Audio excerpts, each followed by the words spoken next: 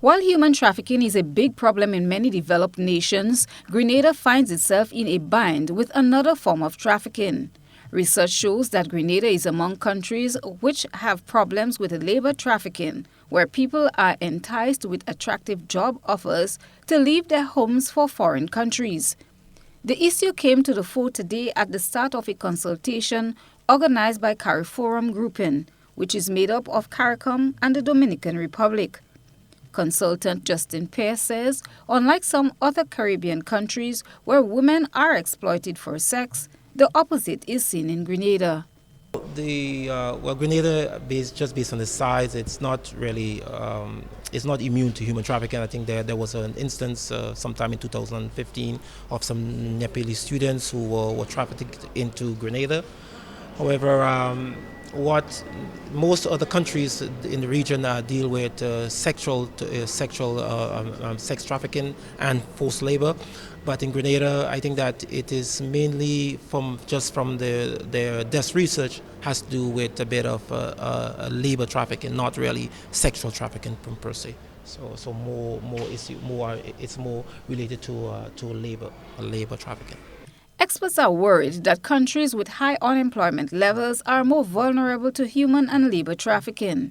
Consultant Ezra Matthias told reporters that participants each have stories to tell about how unemployed persons are finding themselves in risky situations when applying for jobs. The other thing that fell out from the meeting today is there's a kind of a passion. I think with the introduction and some of the information we shared, everybody in there, all 40 or so, they had a anecdotal or they had a personal experience, because we had a gentleman who said 2 months ago his daughter responded to an ad in the paper for a data analyst. When he got there, when his daughter got there, the employer said, well, you know, your job also includes escorting, you know, individuals, and who know, you may have to spend overnight. You don't have to do anything, but you can be with this person and so on. So you can see the fraud there. You can see the coercion there. You can see the manipulation there. You can see, and then of course he or she may be exploited. That's human trafficking.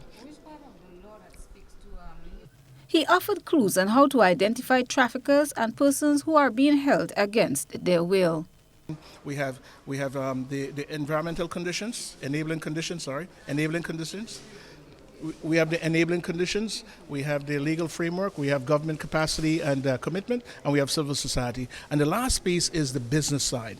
We want to look at the business model in human trafficking.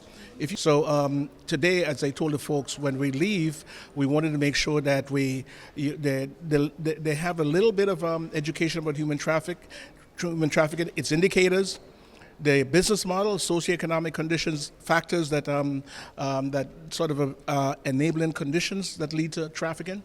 And we also wanted them to know what the next steps are. The consultation was held today at the Public Workers Union building, Tantine, and brought together representatives from several agencies, including the Civil Society, Ministry of Social Development, and the Child Protection Authority. Christelina John, GBN News.